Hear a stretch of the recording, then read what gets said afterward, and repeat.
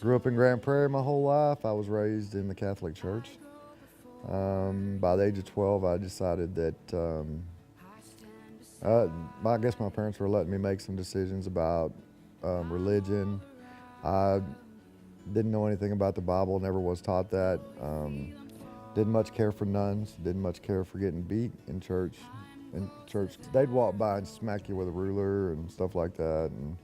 And anyway, I didn't know anything. All I did was go and we did the same rituals every week. We said the same things.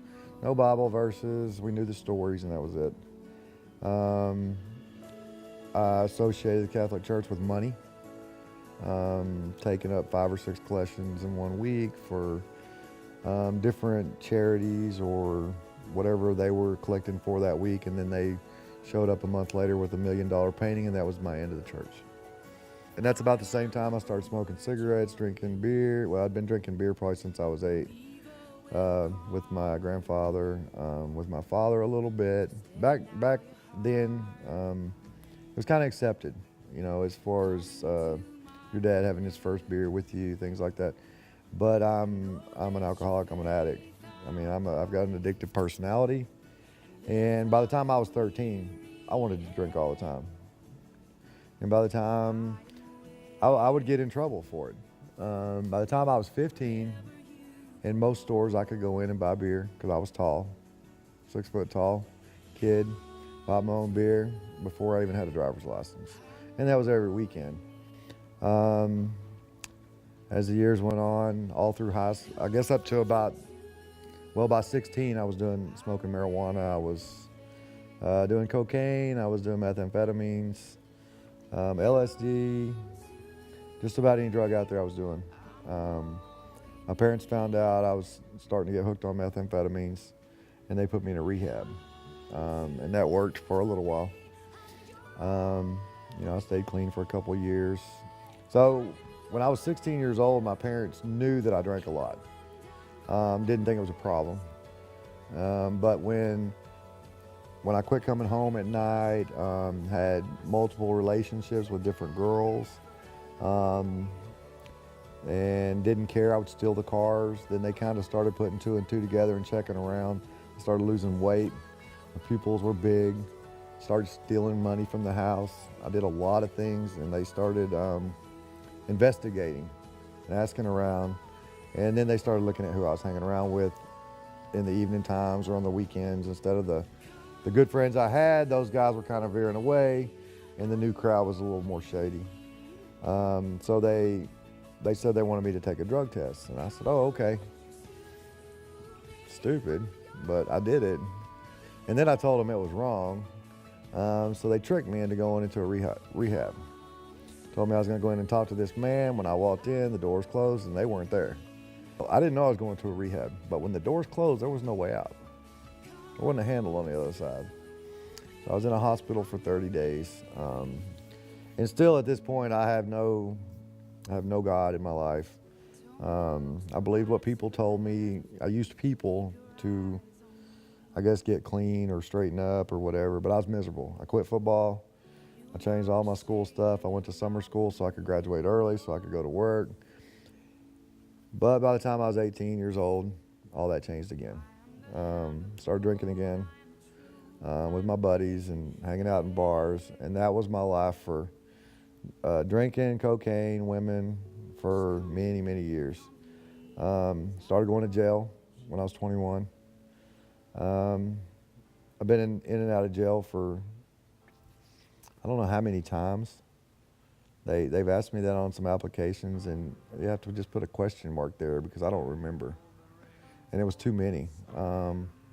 So by the time I was 21, I'd really been taken to the jail probably 10 times for buying beer or being caught with beer in my car. By the time I was 21, I got a DUI as soon as I turned 21. Not good. By the time I was, I don't know, I did good for a while, didn't drink as much, slowed down. Well, by the time I was 1997, I was in a bad relationship in Houston that was based on cocaine and booze and sex, and I wasn't married. been with this woman for many years, so I finally decided I got to leave her.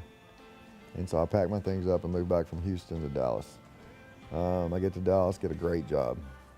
Started out as a very small job, worked my way up in a car dealership, and I was making way more money than somebody with my, I guess, mental capabilities or addictions or whatever should have. I got 3 DUIs in 3 months. I went back to jail. First 2, I bonded myself out. Last one, I knew I had a drinking problem. I knew the cops were looking for me when I walked out of the bar, and so I stayed in jail. It was basically to keep me from going to prison forever. Did kind of finagle my way through that one. I ended up on probation, 2 years probation out of all that mess. And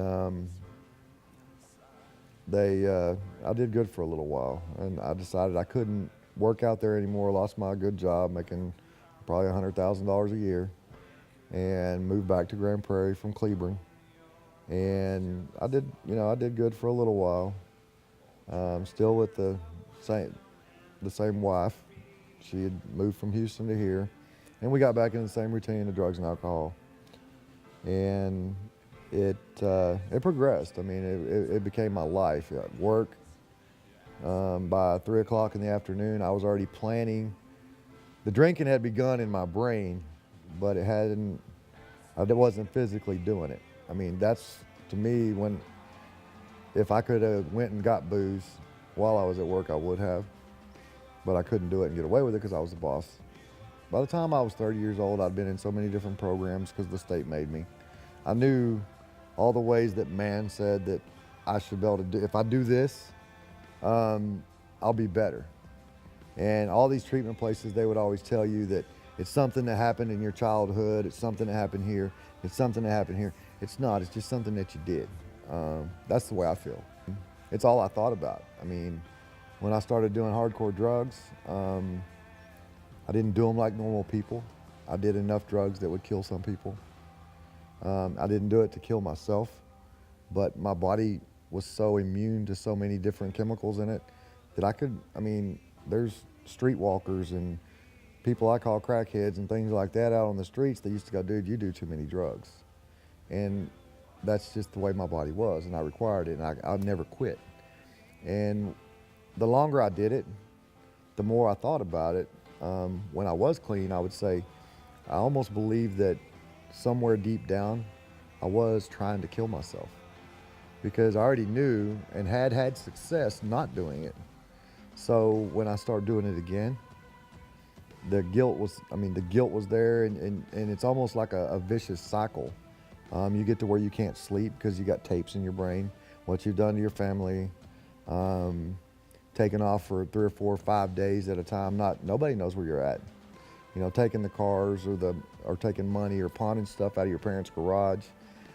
Just so many different things. Leaving your wife and kids at home or stepkids or whatever was part of your life, you would just disappear. And sometimes they wouldn't know, whether you're alive or dead. And then when those chemicals would wear out of my body, I would completely change, and the guilt would kick in, so then I'd start again. And sometimes I'd go for a little while, but it always came back. There was a time in my life, and I didn't talk about this earlier, but that stuff piled up on me so bad with my first marriage that I tried to take my own life.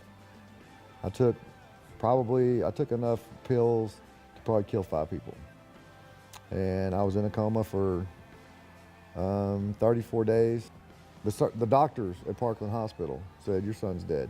He's gonna die. We gave him a 1 in 10 million chance of living. And if he does live, he's not gonna be normal. It's been